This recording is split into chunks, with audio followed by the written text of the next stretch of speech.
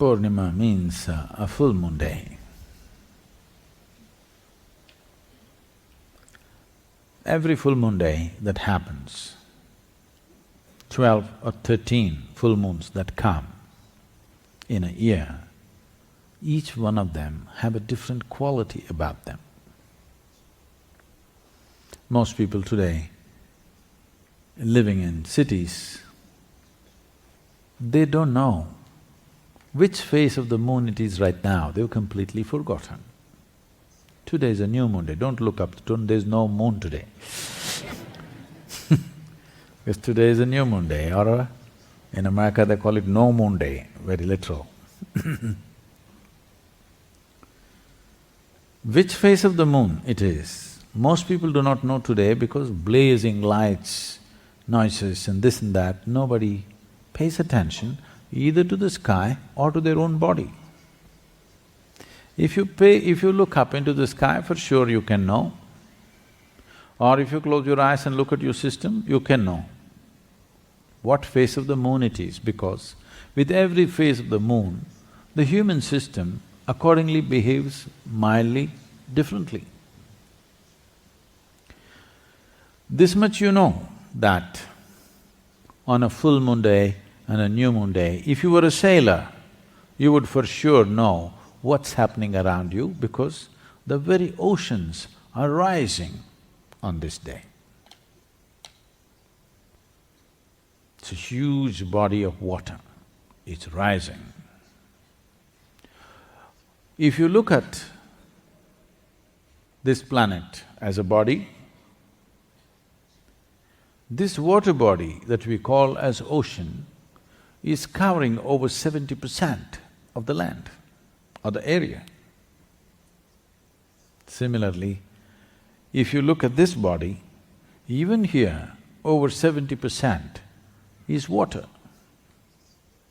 Not by accident, that's the design So if the very oceans are rising, you think the water in your body is not rising? The water in the ocean is laden with salt. Salt does not mean just the salt that we use, variety of things which we experience as salt. But the waters here have a more complex mixture. This is a more complex soup than the oceanic soup. Whether you made a great soup out of yourself or a lousy soup, that depends, but still it's a very complex soup. There just salt water rises. Out of this, ships will go, many things are launched, various things happening, the life changes in the ocean quite dramatically on this day and on the full moon day. The same is happening here. But not being sailors, sailor means somebody who wants to go somewhere, you know. Sailor means somebody who's always longing to go to a new place. So if you are a spiritual seeker, you're like a sailor, always want to go to a new place. Not because this place is bad, but we want to go to a new place within us.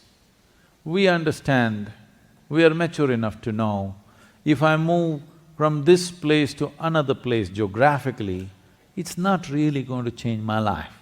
So we understood, we have to go to a new place within ourselves. So in a certain way, you're a sailor. If you're a sailor, the full moon day and the new moon day are very significant for you. You're waiting for that to happen. That's the day you would like to launch your new ship. So, Purnima means it is a day when you can launch things within you.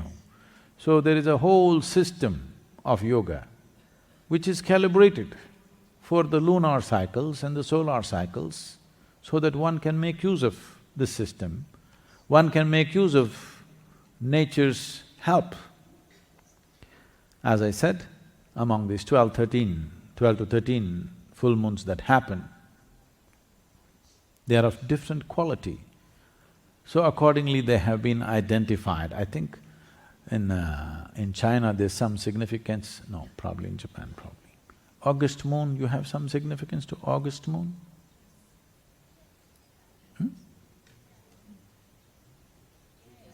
There is.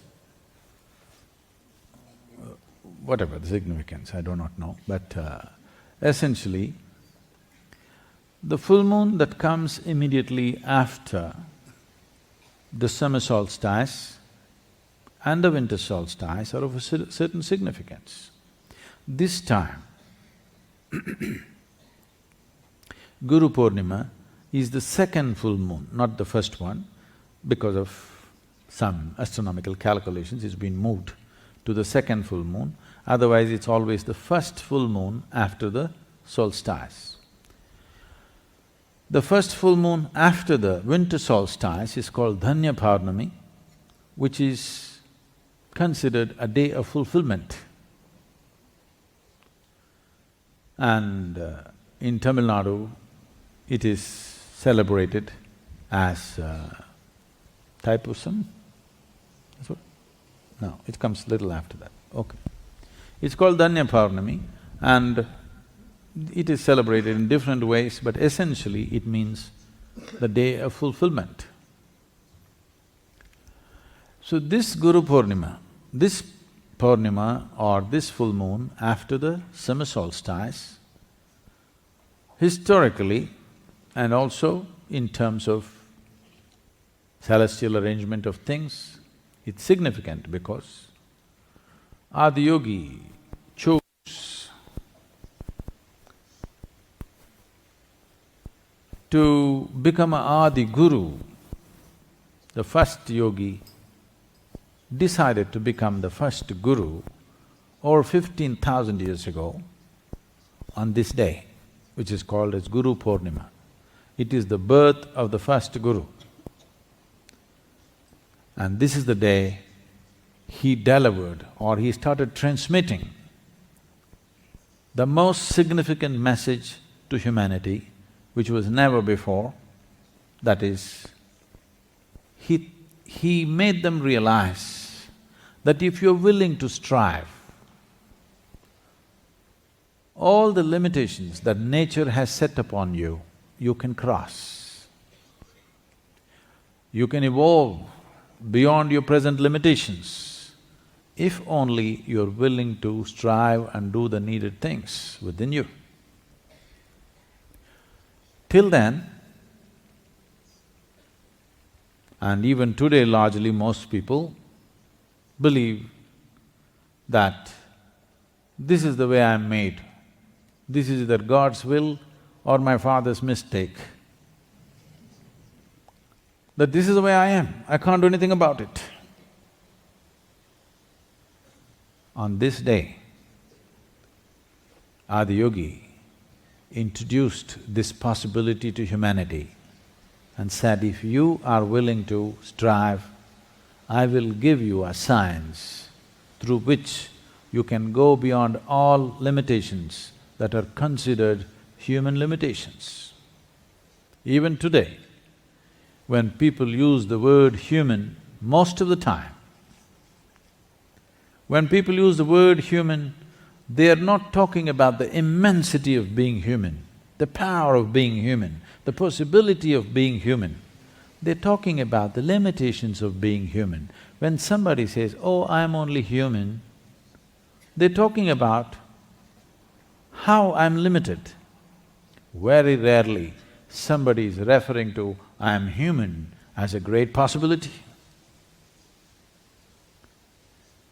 Because still most of the people believe that either because of God's will or my parents' mistake, I'm like this and this is all I can do.